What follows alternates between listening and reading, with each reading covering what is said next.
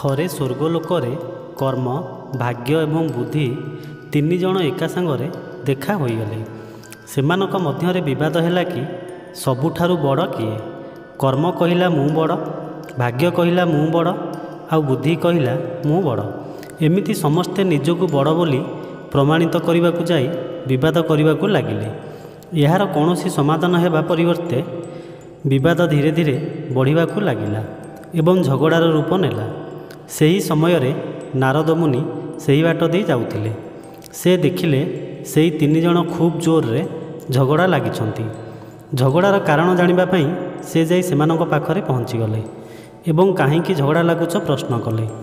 ସେ ତିନି ଜଣ କହିଲେ, ହେ ନାରଦ ମୁନି, ଭଲ ହେଲା ଆପଣ ଆସି ଏଠାରେ ପହଞ୍ଚିଗଲେ। ଏବେ ଆପଣ ନିର୍ଣ୍ଣୟ କରନ୍ତୁ ଆମ ଭିତରୁ ବଡ଼ କିଏ, କର୍ମ, ଭାଗ୍ୟ ନା ବୁଦ୍ଧି।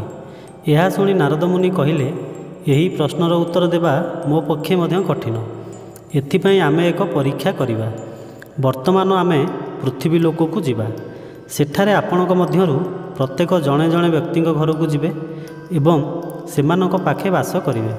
ସେହି ବ୍ୟକ୍ତିମାନଙ୍କ ମଧ୍ୟରୁ ଯେଉଁ ବ୍ୟକ୍ତିର ସବୁ କ୍ଷେତ୍ରରେ ଉନ୍ନତି ଘଟିବ, ତାଙ୍କ ପାଖରେ ଯିଏ ବାସ କରୁଥିବେ ସେ ହିଁ ସବୁଠାରୁ ବଡ଼ ବୋଲି ପ୍ରମାଣିତ ହୋଇଯିବ। ତାପରେ ସାଥୀ ହୋଇ କର୍ମ, ଭାଗ୍ୟ ଓ ବୁଦ୍ଧି ପୃଥିବୀ ଲୋକକୁ ଗଲେ। ସେଠି ସେମାନେ ଜଣେ ଗରିବ କାଠୁରିଆକୁ ଦେଖିଲେ। ସେମାନେ ସ୍ଥିର କଲେ ଯେ ସେହି କାଠୁରିଆର ଘରେ ପ୍ରତ୍ୟେକ ଜଣଙ୍କ ପରେ ଜଣେ ସପ୍ତାହେ ଲେଖାଏଁ ରହିବେ। ଯାହାର ରହିବା ସମୟରେ କାଠୁରିଆଟି ସବୁଠାରୁ ବେଶୀ ଉନ୍ନତି କରିବ, ସେ ହିଁ ସବୁଠାରୁ ମହାନ ବୋଲି ସମସ୍ତେ ସ୍ୱୀକାର କରିବେ। ଏହାପରେ କର୍ମ ପ୍ରଥମେ କାଠୁରିଆ ସହିତ ଗଲେ। କର୍ମ ଆସିବାରୁ କାଠୁରିଆର ଶକ୍ତି ବଢ଼ି ଯାଇଥିଲା। କାଠୁରିଆଟି ସବୁଦିନ ଯେତିକି କାଠ କାଟୁଥିଲା ତାର 2 ଗୁଣ କାଠ କାଟିବାକୁ ଲାଗିଲା। ଏତେ କାଠ କାଟିଥିବାର ଦେଖି ସେ ଖୁବ୍ ଖୁସି ହୋଇଗଲା। ସବୁ କାଠ ବଜାରରେ ବିକ୍ରି କରି ଖୁବ୍ ଭଲ ପଇସା କମେଇବ ବୋଲି ଭାବିଲା। କିନ୍ତୁ ସେ ଏତେ ଗୁଡ଼ିଏ କାଠ ଉଠେଇ ବଜାରକୁ ନେଇ ପାରୁନଥାଏ। ସେ ପ୍ରତ୍ୟେକ ଦିନ ସେତିକି କାଠ କାଟେ ଯେତିକି ତା ହାତରେ ଧରିଥାଏ।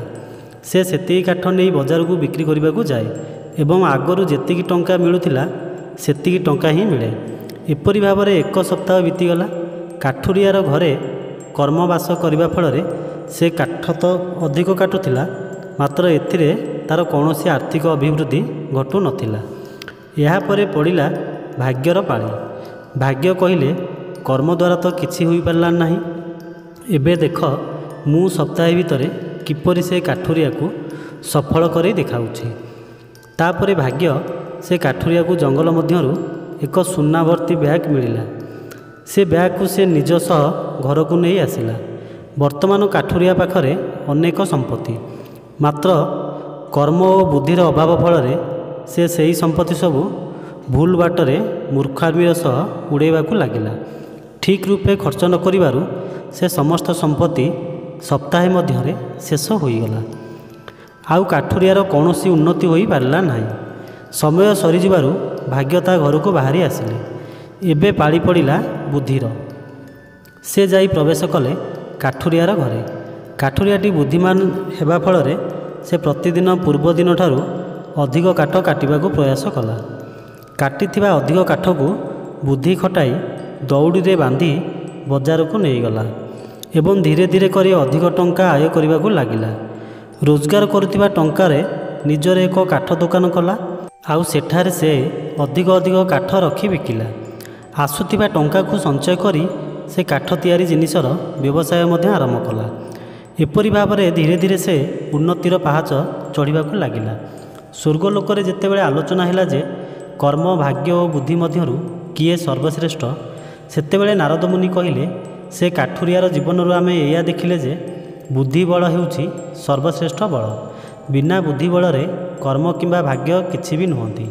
କିନ୍ତୁ ଯେତେବେଳେ ବୁଦ୍ଧି ବଳ ଥାଏ ସେତେବେଳେ ଭାଗ୍ୟ ଓ କର୍ମ ଆପେ ଆପେ ପରିବର୍ତ୍ତନ ହୋଇଯାଏ। ଏଥିରୁ ଆମେ ଜାଣିଲେ ଯେ ବ୍ୟକ୍ତି ସଫଳ ହେବା ନିମନ୍ତେ କର୍ମ, ଭାଗ୍ୟ ଓ ବୁଦ୍ଧି ସମସ୍ତେ ରହିବା ଦରକାର, ମାତ୍ର ସବୁଠାରୁ ଶ୍ରେଷ୍ଠ ହେଉଛି ବୁଦ୍ଧି ବଳ। ତ ଦର୍ଶକ ବନ୍ଧୁ, ଭିଡ଼ିଓଟି କେମିତି ଲାଗିଲା କମେଣ୍ଟ ବକ୍ସରେ ଉତ୍ତର ଦିଅନ୍ତୁ। ଯଦି ଆମ ଚ୍ୟାନେଲଟିକୁ ସବସ୍କ୍ରାଇବ୍ କରିନାହାନ୍ତି ସବସ୍କ୍ରାଇବ୍ କରିନିଅନ୍ତୁ। ପାଖରେ ଥିବା ବେଲ୍ ଆଇକନ୍ ବଟନ୍କୁ ଅନ୍ କରିନିଅନ୍ତୁ, ଏମିତି ଆଗକୁ ନୂଆ ନୂଆ ଭିଡ଼ିଓ ଦେଖିବା ପାଇଁ।